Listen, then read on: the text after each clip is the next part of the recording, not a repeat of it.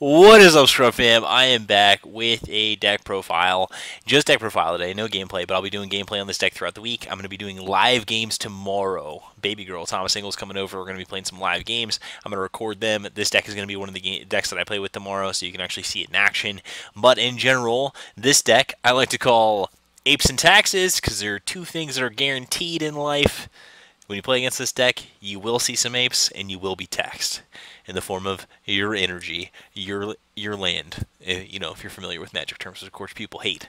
But in general, I thought I'd bring it up. But anyway, so before I go into the deck profile, I'm going to go ahead and give a shout out to my sponsor, Bitter Collectibles, Alec Pastrana, best shop owner on the planet. If you're looking to get all your sealed product from Ultimate Box to the Set 5 coming out in September and beyond, and all the sealed products going to be coming out, new draft boxes, go through Beard Collectibles. If you're looking at yourself a 3XG Scrub Fam t-shirt, go to beardcollectibles.com. Underneath the apparel section, you can get them there for $25, or subscribe to the Patreon at the $13.37 tier. You can go ahead and get one of these shirts included in your deal.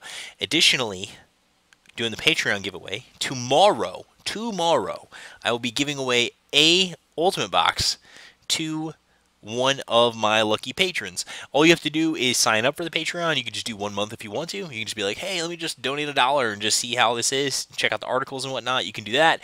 But in general, drawing is tomorrow. I will be announcing who the winner is. I'll be doing the drawing around noon, so you'll know. And then this will be given away to one of my lucky patrons. This is a part of all the rewards tiers.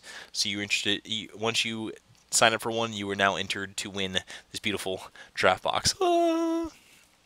But anyway, let me go ahead and jump into the deck profile, because that's what you guys have been waiting for. So, a lot of people have been talking about these brews with Vegeta and energy taxing, and so this is a build that, number one, Chris Welch brought the idea for something like this to myself. He sent me a deck list, whatnot. We started talking about it, started brewing, and then this is the 50 cards that I sleeved up and I started testing, and this is the conclusion of what I came to from my testing and how it feels. Basically, I just started with the blue-yellow Trunks Storm shell, and then just transferred it over to this to see how it would work, because the thing that you have to realize about this deck is, number one, if you want to get the most value possible, you have to awaken with the leader early. So that means you need an engine that's going to allow you to do that. So you're kind of limited to red base, green base, or yellow base. So I really like yellow because it's going to fix the card advantage problem. So if you watch Danny Hype's stream tonight, Danny Hype was playing builds of Vegeta, and he was running the a blue-red variant, focused around Universe 7, and he was having a hard time drawing cards, and then so I recommended switching to yellow, and then he saw a lot more success because Scrambling Assault Sun Go 10 is just an insane card. And so what that also allows you to do is allows you to present lethal threats with little to no energy. So 1 to 2 energy, you can play your Bardock Will of Iron, because you're just going to evolve over your 1-drop Bardock, and you have Scientist Fu, which is your other threat. So the way this deck likes to play is you want to essentially be awakening on your 3rd turn. You want to hard cast Forced Ejection Mass Saiyan, awaken, untap 2, leader swing, pick up the tapped energy, draw a card, and then after you've done that, you then activate your Forced Ejection Mass Saiyan, blow up one of your opponent's energy, whether if it's a color that you need to blow up to throw them off of something that's already untapped, whatever, and then now you have a lock. So now, until that Mass Saiyan gets removed from the board, you now have a lock. Every single turn, you're going to be keeping them at 3 energy or less. And so this deck hard counters SS3, especially dual color SS3 decks. It just, once you get the lock established, it's very hard for them to come back from it. And so the deck is very powerful in that respect. The deck does have weaknesses, though. So, for instance, Blue-Red Hirudegarn is a deck that can play on little to no energy and be really successful. So this deck can be countered by that. So this isn't something like I'm saying this is a tier 0 strategy at the gate. This is just something that's really cool and really fun to play. I mean, for you at least, because you're just truly controlling the game at another level, because you're just limiting your opponent's resources. But in general, it's pretty awesome. So we'll jump into the deck profile. For Backbone of Universe 7, you know, I go back and forth with people on this. Chris, he's more in the camp of playing Boost Attack Piccolo, but me, I like having this being tutorable for Planet Vegeta, so if you ever need to grab a super combo, you can. 2 Ready to Fight Son Goku. This is strictly so we have an opportunity to proc the front side of Vegeta. That's it. We're never casting this card. It is blue energy with the upside that it'll allow us to proc our leader ability on the front, because I really like to be able to get that extra draw to help you start putting pressure on the opponent and just help filtering through the deck faster. But there are probably more optimal builds that don't run any Universe 7 cards at all. But in general, I just like being able to make the front side live. For Unyielding Spirit Trunks, you need this in your blue-yellow Storm decks. For Bardock Progenitor, you need this when your blue Storm decks. This is like the main engine of how you're doing things. 3 Master Roshi Forged Will, great upside because it's a Universe 7 card. It's a negate that we can cast off color if we need to, and just the fact that, again, it's another thing that can help us proc the front side. 3 Gene Family of Justice. This is our way to defend ourselves. So aside from the 3 Master Roshis, we have 3 Genes, and we also play 2 Flying Nimbus to defend ourselves. 4 Scrambling Assault Sun Goten, the most busted battle card in the game.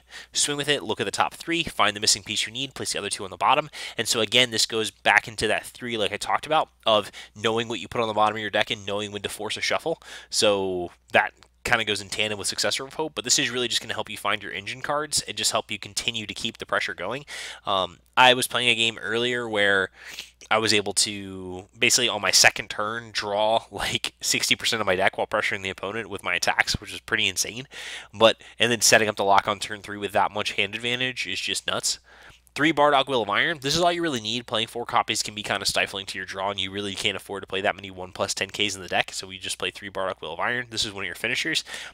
Once you get one of these out and you have 1 to 2 energy and the opponent's stuck on 2 energy, it's really hard for them to be able to deal with this, and especially because your board will just go wide with your Scrambling Assaults on Gotens. So you'll swing with those, you'll build a big board state, you'll pressure the opponent, and you'll just drop the hammer with some Bardock Will of Irons for 1 energy. That's all you had to pay for it, which is high value. And then you just close out the game with these guys. And then if you can't, for some reason, then untap at the end of the turn because of the 3 planets that we play. 4 Force Suggest and Mass Saiyan. This is kind of the card that just makes the deck absurd a lot of the time, because once you establish the lock, the opponent has a really hard time getting out of it unless they have removal for it. And the reason why we play 4 is because if they do have removal for it, we want to be able to play the next one the following turn. And it's nice to play 4 copies because if you ever need to overwhelm one, you can really do it if your opponent ever gets a head-on energy against you and activate this off of 2 different ones. So you can like overwhelm one and then beam and then play a second one and then activate that one too. If for some reason your opponent got to 4 energy. You have 2 Scientist Fu. So Scientist Fu is just basically, again, it's another finisher. You play one of these to help you close the game, help you draw more cards. 4 Legendary Flute. The card's nuts. You need it with your Scrambling Assaults on Goten. Helps you filter through your deck. Also, you can play it on your free drops, so your Gene Family of Justices you can play it on. Also, your Master Roshis if you need to defend your life total. 4 Senzu Beans. This goes along with our 4 Unyieldings. This is kind of part of our engine pieces that helps us continue to keep the deck going. 4 Successor of Hope. This, I'm a big fan of playing 4 tutors, especially because they're free, because you want to be able to have 1 copy of Bardock Progenitor no matter what. Successor of Hope guarantees that. Also, it's great for looking through your deck, figuring out what you have left, and then forcing a shuffle. Like I said, forcing a shuffle is one of the most important things you can do in a strategy like this, especially in a combo deck. So this and Blue Yellow Trunk Storm is very powerful. 2 Flying Nimbus, 2 feels like all I really need, and I definitely prefer 2 Flying Nimbus as opposed to 3, and mostly just because since you're only focusing on 1 to 2 energy, 2 energy per game, 1 to 2 Nimbuses is all you really need to cast to make the game go long enough for you to win. And then 3 Planet Vegeta. We don't play 4 because that would just be too many cards that don't do something when you draw them if you don't have the energy available to them. Whereas like something like Flute, you can always do something with. Something like Bean, you can always use with your blue. Whereas like Planet, you really need a yellow.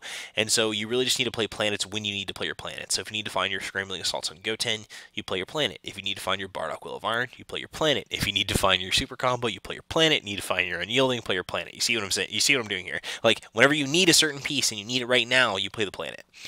And then in our sideboard, for the control matchup, we play 2 Gideon, Ally of Zendikar. Shout out to Pat O'Neill. Since this is Apes and Taxes, we need to make sure that we have something to be able to be good against control. And then Gideon, Ally of Zendikar is a very sticky threat, so it helps you do that. But in general, this is just a theory piece right now. This is something that I've been playtesting and have success with against a lot of the SS3 brews that are multiple colors. And you guys can check out gameplay from Danny Hype's stream where he played a deck similar to this list, except he wasn't running planets in his. And in general, he was having a really good time exploring this new archetype. In general, this is something you should try out at your locals, try out in general, get the feel for it. I don't think this is something that's going to be sticking around like hardcore, but this will keep a lot of the SS3 decks in check just by the way it kind of handles them and forces them to play a game within this much space. Like anytime you can take your opponent's strategy and you can compress it and force them to stay compressed, and you remove about 60% of their cards in the deck because they can never cast them. That's just so much control that you have. And then Apes is like a viable thing to do with this archetype because you just want to be able to generate huge threats that only cost you 1 energy. And so Bardock of Iron with the Progenitor allows you to do that. You just don't have to pay energy to get them down. It makes it like way easier for you to go ahead and create a domineering board state. So once you get a board, you can get a board with like 2 Apes, you can get a Scientist Foo, you have your Forced Ejection Mass Sand, you have your Scrambling Assaults on Gotens, and your opponent's like looking at you like deer in the headlights because they have nothing they can do. They don't have any energy. And then the most busted thing about Forced Ejection is not just that it can kill an energy, but the fact that you can choose a color that the opponent needs. So like if the opponent is playing blue-red and they open up double blue off of their flip, so you just kill their red every single turn, and you're just taking away so much of their power. But in general, this deck is really sweet. I didn't plan on releasing this deck profile this week because I wanted to wait until the weekend, but honestly, watching Danny play a similar deck on stream got me super hype about the deck, and I just wanted to share it with you guys so you guys can start brewing with it. I love this information being out there and people starting to explore these new decks. If you're looking to subscribe on my Patreon, please go ahead and check out the link in the description below. If you're looking to purchase a shirt, check that out too. And again, don't forget, Patreon giveaway is tomorrow. We're doing the monthly raffle, first one, and we're doing an ultimate box. But in general, thank you guys so much for everything you do for me. Thank you for that beautiful Facebook post that was made today where everyone was just showing me lots of love for the work I've been doing, and I hope I can continue to do that. And then look out for tomorrow. I'm uploading gameplay videos tomorrow, live, in color, in stereo, actual playing games of Dragon Ball Super, not on Octagon. So check that out. This will be one of the decks in the gauntlet. Otherwise, thank you guys so much for everything. Be sure to check out the Patreon if you want daily articles. And again, just thank you for being the best community out there. Okay? You guys sleep well. I'm going to bed. Okay, bye!